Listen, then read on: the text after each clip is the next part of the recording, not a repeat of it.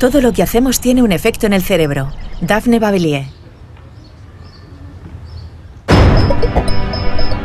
Violentos o no, los videojuegos de acción y de disparos tienen un objetivo primordial: divertir. Pese a haber estado creados sin otro fin, permiten a sus adeptos mejorar ciertas habilidades relacionadas con su cerebro y percepción. En este capítulo de Redes, la neurocientífica Daphne Bavillier explica a Eduard Punset sus hallazgos en torno a este tipo de videojuegos y sus posibles aplicaciones en campos como la educación o la rehabilitación de pacientes. También en este programa, Elsa Punset nos enseñará a aprovechar los beneficios y limitar los posibles riesgos de las tecnologías y soportes digitales que hoy inundan nuestras vidas.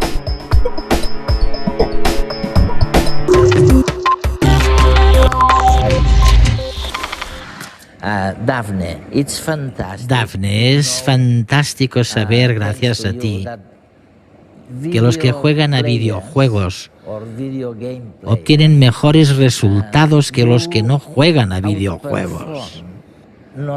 ¿Pasa esto con todos los videojuegos o solamente con algunos? ¿Es general esto? Me has planteado una muy buena pregunta. Nuestro estudio demuestra que los distintos videojuegos tienen efectos diferentes en el cerebro. Puedo contarte más sobre el trabajo que hemos realizado.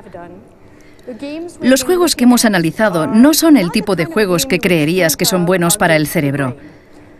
A primera vista se trata de lo que llamamos juegos de disparos y acción. Si vuelves a casa y te encuentras a tu hijo de 12 años jugando a uno de ellos, lo primero que te vendrá a la cabeza no es: mira qué bien, mi hijo está persiguiendo zombies o monstruos, ¿verdad? Preferirías que hiciera sus deberes de matemáticas. Sin embargo, al estudiar estos juegos, hemos descubierto que repercuten de un modo profundamente beneficioso en varias habilidades distintas, como por ejemplo la agudeza visual o la capacidad de prestar atención. Es decir, en varios aspectos de nuestro razonamiento cognitivo. Por eso hemos empezado a interesarnos muchísimo por estos juegos. Queremos comprender qué componentes de estos juegos provocan todos estos cambios positivos, y así podremos aprovecharlos y crear juegos que estén específicamente diseñados para la rehabilitación de pacientes, por ejemplo tras un ictus, o bien para fines educativos. Se estima que en el 2009 se vendieron en Europa unos 250 millones de videojuegos, una cifra equivalente a unos 8.000 millones de euros. Para el 2012, se prevé que las ventas de videojuegos a escala mundial generarán unos 55.000 millones de euros de beneficios. Esto sin tener en cuenta los juegos de móviles y tabletas. La industria coge fuerza, incluso más que la del cine. Por ejemplo, la segunda entrega de Call of Duty Modern Warfare generó 550 millones de dólares a los 5 días de su lanzamiento, en el año 2009. Más del doble de lo que recaudó la película Avatar de James Cameron a los pocos días de su estreno ese mismo año. En Europa, un cuarto de la población mayor de 15 años juega a videojuegos, según una encuesta del 2010 realizada en 18 países por la Federación Europea de Software Interactivo. Más de la mitad de los jugadores tiene entre 16 y 29 años. Casi un tercio entre 30 y 49 años, y un 9% supera los 50. ¿Jugamos demasiadas horas? Un 76% de los aficionados europeos invierte menos de 5 horas a la semana en videojuegos de entretenimiento, aunque un 8% reconoce dedicarle más de 16 horas semanales. ¿Nos aíslan los videojuegos? Depende. Un 58% de los padres y madres aficionados juegan con sus hijos y lo hacen a menudo a petición de los niños. Asimismo, muchos aficionados juegan con amigos o interaccionan con otros mediante juegos online. ¿Y qué pasa con los que no juegan? Según la encuesta, el 41% no lo hace por falta de tiempo, el 23% porque cree que los videojuegos son para niños, el 9% por parecerle aburridos, y el 7% por considerarlos violentos. En cambio, el principal motivo para jugar es la diversión. Así lo confirmaron el 61% de los jugadores encuestados. De hecho, al margen de que algunos juegos se vendan con otras finalidades como estimular nuestra inteligencia o mover el esqueleto, la industria los crea primordialmente con el objetivo de divertir. Y en particular, los videojuegos de acción en los que hay que reaccionar adecuadamente y cuanto antes a todo tipo de estímulos inesperados, no tienen otro fin que el entretenimiento. Pero ahora, estudios como los de Daphne Babelie están revelando que este tipo de videojuegos también pueden contribuir a mejorar ciertas habilidades.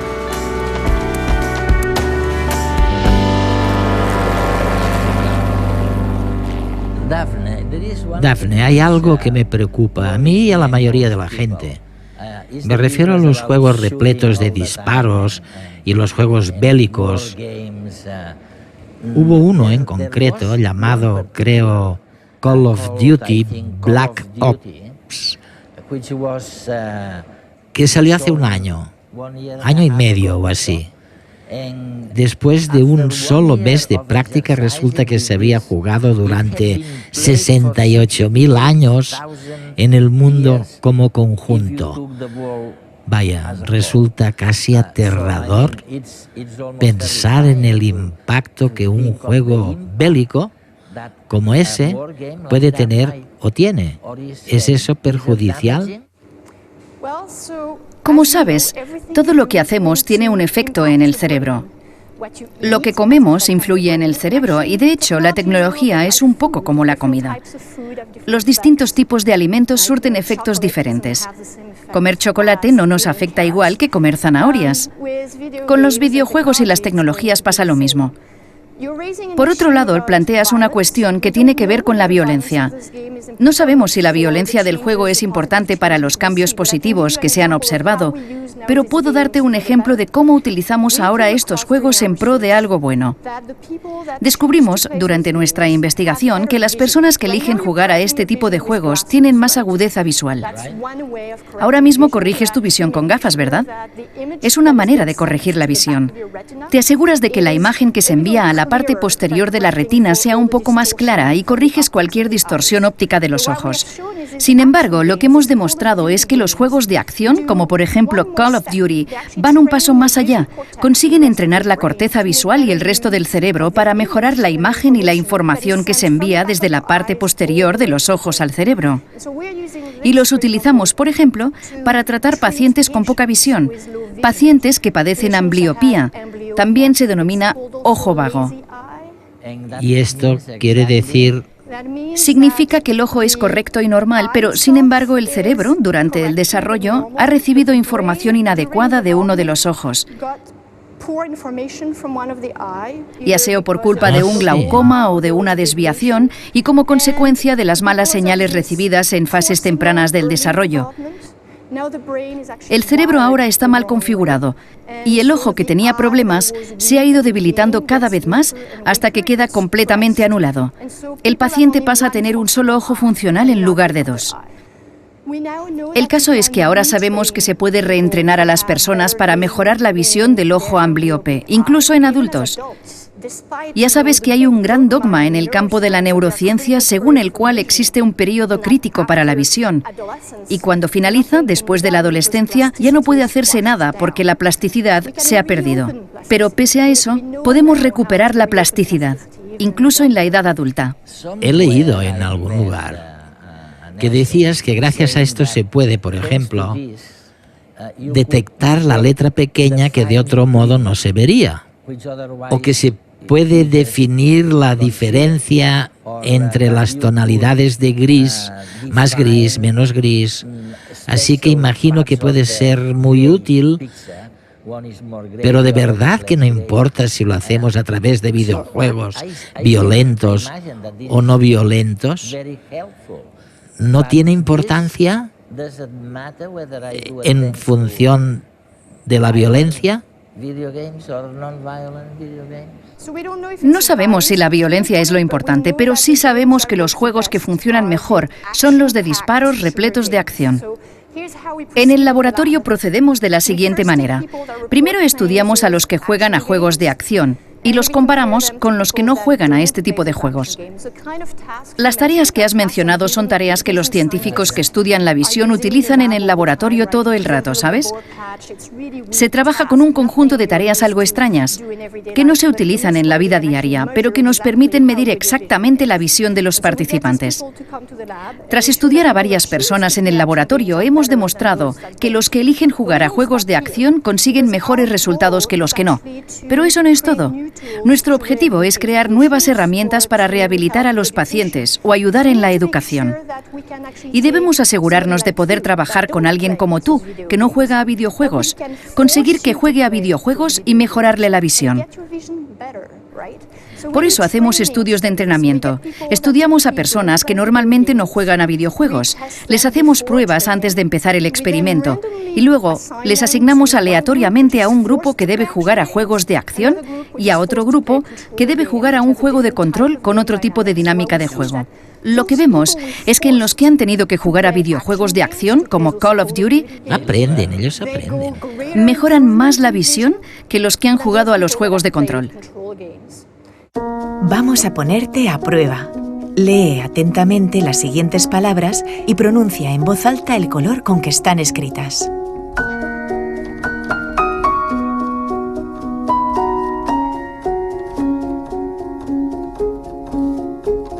¿Qué tal?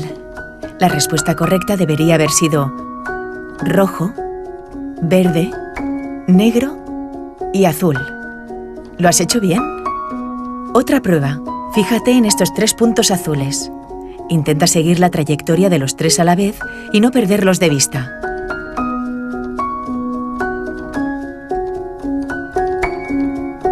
¿De qué color era el punto del interrogante? ¿Azul? ¿Amarillo? Era amarillo. ¿Acertaste? Si eres aficionado a los videojuegos de acción, es posible que tu respuesta en ambos ejercicios haya sido más rápida y acertada que una persona no interesada por estos juegos. De hecho, pruebas como estas, con elementos que distraen nuestra atención y nos dificultan la respuesta, son muy útiles para cuantificar ciertas habilidades relacionadas con la atención, la visión o algunos procesos cognitivos.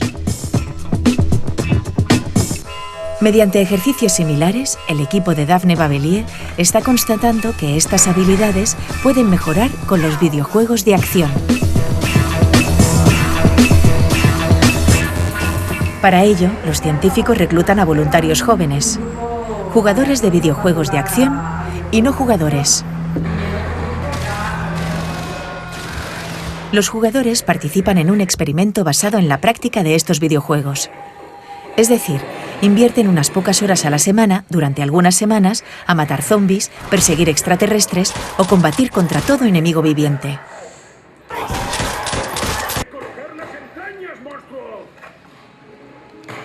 En cambio, los voluntarios del otro grupo no juegan durante ese periodo y si lo hacen, no es con videojuegos de acción, sino de estrategia, sociales, rompecabezas. Pasadas unas semanas, ambos grupos regresan al laboratorio para realizar pruebas parecidas a las que hemos visto. En los más de 20 estudios de este tipo publicados por el equipo de Bavelier, los jugadores de videojuegos de acción muestran una mejora de las habilidades puestas a prueba, comparado con el grupo de no jugadores.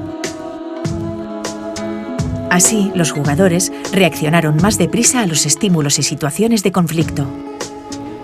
Mostraron una mayor agudeza visual, siendo más capaces de extraer información y detectar más deprisa los objetivos dentro de un conjunto. Además, revelaron una sensibilidad a los grises más elevada. Es decir, detectaron mejor las sutilezas de las sombras en un entorno de niebla. La atención a sus objetivos también fue mayor. Se distrajeron menos por la información no relevante de las pruebas. Asimismo, fueron más rápidos para cambiar de tarea y tomar decisiones.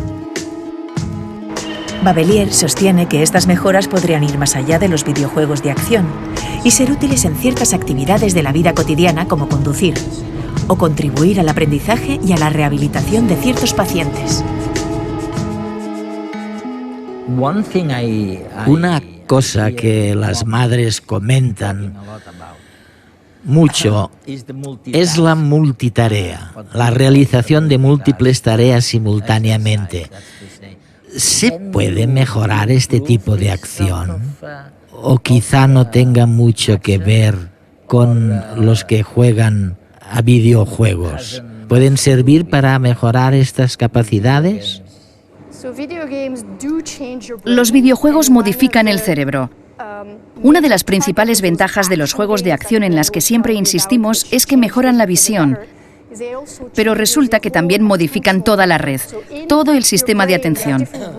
En el cerebro hay varias estructuras cerebrales que son importantes a la hora de orientar la atención, como la corteza parietal, mantener la atención durante un rato, como la corteza prefrontal, o suprimir los elementos de distracción y no desconcentrarse fácilmente, como cuando una hoja de papel sale volando y todos los niños se quedan mirándola, muy a pesar de los profesores. Hay que eliminar las distracciones. Constatamos que dicha red es mucho más eficaz en las personas que juegan a juegos de acción. De hecho, podemos demostrar mediante imágenes del cerebro que los que juegan a videojuegos de acción suprimen mejor las distracciones. Se les da mejor ignorar todo aquello que no es relevante para la tarea que desempeñan. Desviarlo. Se les da mejor no divagar y mantenerse concentrados.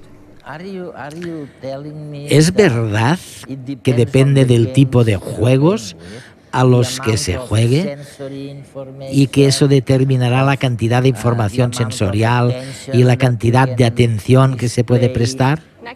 Te voy a dar un ejemplo. Nuestra investigación demuestra que jugar a juegos de acción es bueno para la atención. De hecho, si medimos la atención de los niños o adultos que juegan a videojuegos de acción, constatamos que su capacidad de atención es buenísima. Sin embargo, hay otra investigación que iniciaron en Stanford unos colegas míos para estudiar a las personas que usan muchos dispositivos tecnológicos distintos. Por ejemplo, el iPad a la vez que el Facebook y a la vez el reproductor de música.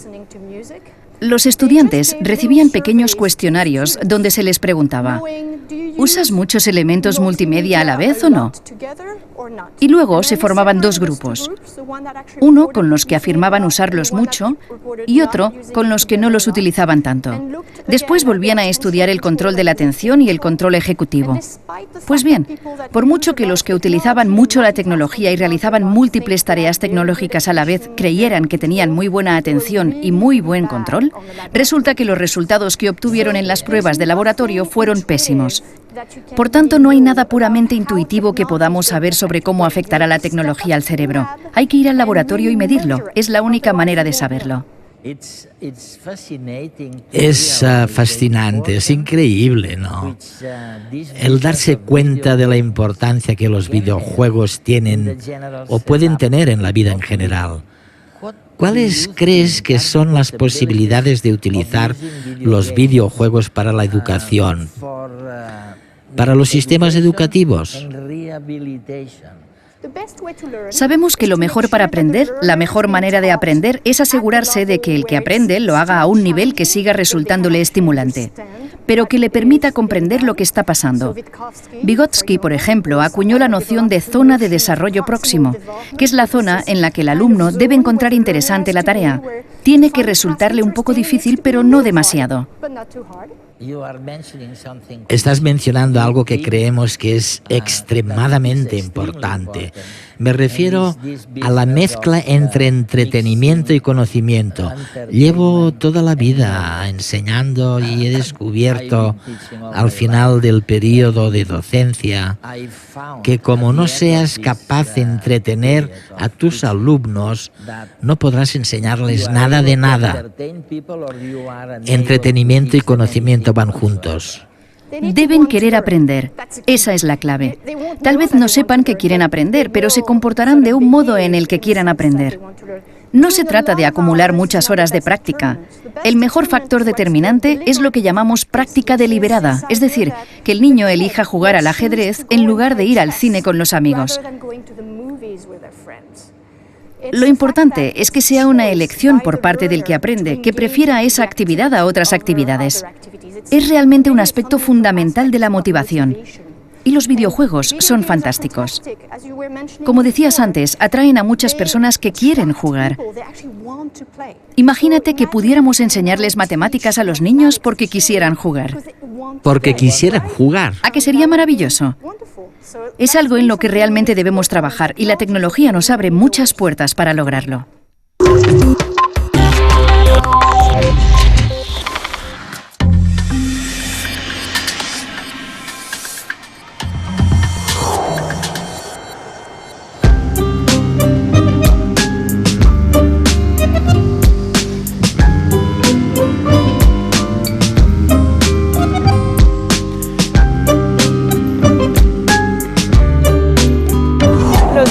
Juegos son un elemento más de todo el abanico de nuevas tecnologías que han invadido nuestra vida cotidiana. Han revolucionado nuestra manera de comunicarnos, de conectarnos, de aprender y también de entretenernos. Con los videojuegos potenciamos la plasticidad cerebral, es decir, la capacidad que todos tenemos y que hay que ejercitar como un músculo para aprender y adaptarnos a los cambios que nos rodean desde la niñez hasta la vejez.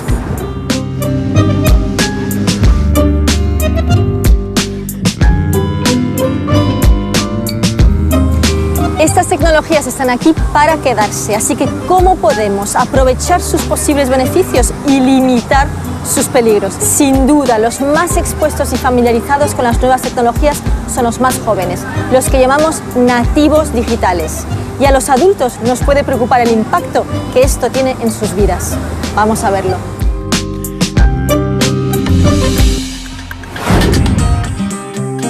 Parece casi impensable, pero los niños y jóvenes pueden estar haciendo los deberes, escuchando música o chateando con el móvil y hacerlo todo al mismo tiempo. Y además pueden hacerlo bien, aunque a la mayoría de adultos les resulte complicado centrar la atención en varios puntos a la vez.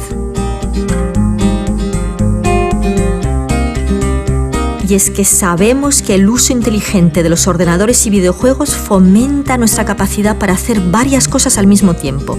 Es lo que llamamos el efecto multitarea.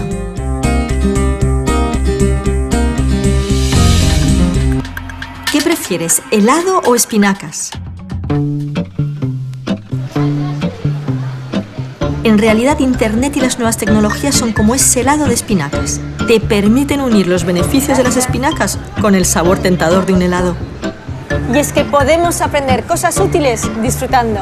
¿Te apetece probarlo? ¿Quiere probar un poco de helado de espinacas? ¿Qué te parece? Bueno, está mal. ¿Ah? Bueno. Muy bien, muchas gracias. ¿Bien? Yeah, exactly. Very healthy. Very healthy.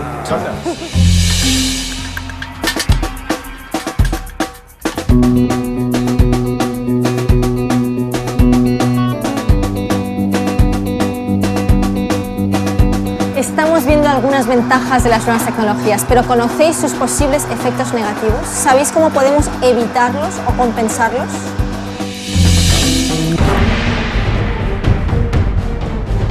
En el caso de los videojuegos hay una relación clara entre jugar a videojuegos violentos y un aumento de los pensamientos agresivos. ¿Pero tiene la culpa la tecnología? ¿O cómo utilizamos nosotros esa tecnología? Vamos a ver a qué jugamos. Disculpa, hola, ¿cómo te llamas? Carlos. Carlos, quería saber si te gustan los videojuegos. Pues sí, la verdad es que sí. ¿Qué tipo de videojuegos te gustan? Pues de todo en general, de deportes, de rol, de acción. Sobre todo deportes y motor. A mí me gustan más los de acción, los de tiro y tal. ¿Qué clase de videojuegos te gustan? De estrategia, los que están conectados online, multijugador. Sí.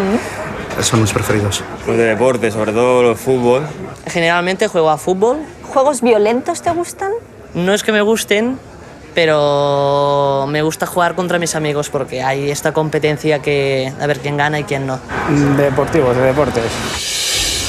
De hecho, un estudio reciente muestra que aunque el 97% de los jóvenes juegan con videojuegos, los 3 videojuegos más populares no son violentos, sino que tienen que ver con carreras, estrategia o deportes. Existen miles de tipos de videojuegos que pueden potenciar diversas habilidades, como por ejemplo la velocidad a la cual pensamos. Jugar te puede dar buenos reflejos mentales. Lo dice la neurocientífica Daphne Babelier, el efecto de los videojuegos en el cerebro es parecido al del vino en la salud. Hay que elegir bien y con moderación.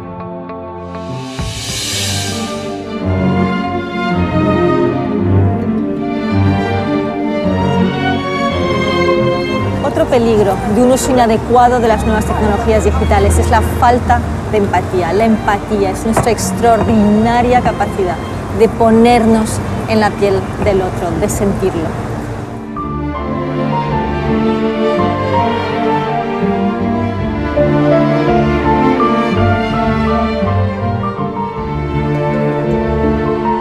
Pero una de las cosas que nos puede impedir conectar con los demás es la falta de atención. Para conectar y comunicarse con los demás, necesitamos prestarles atención, fijarnos en ellos. Solo tardamos décimas de segundo en reaccionar ante estímulos evidentes, pero necesitamos entre 6 y 8 segundos para sentir determinadas emociones, como por ejemplo la admiración. Si pasas de largo a toda velocidad, tu cerebro no se involucra. Estás desconectado.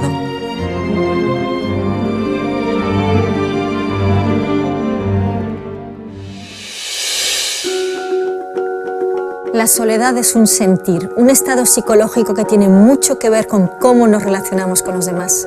¿Sabías que la tendencia actual es a reunirnos menos y a tener menos relaciones de confianza? Tal vez por ello, medidas como la escala de soledad de la Universidad de California muestran que el sentimiento de soledad crece dramáticamente en nuestra sociedad, sobre todo a medida que envejecemos.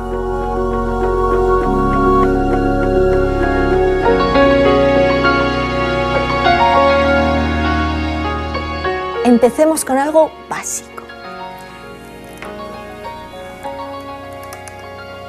Recordemos cómo hacemos amigos, cómo conectamos.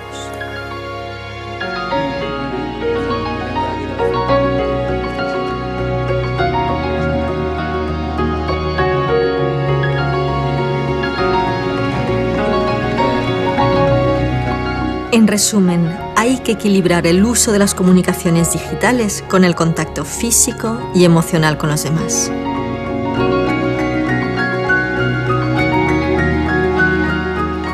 Desde hace 2 décadas, la tecnología nos ofrece la posibilidad de no desconectarnos nunca. La paradoja es que en estos tiempos de comunicación instantánea padecemos mucha soledad. Podemos aspirar a ser individuos autónomos en busca de libertad, pero no podremos escapar al hecho de que también necesitamos el amparo y el afecto de los demás. No es magia, es inteligencia emocional.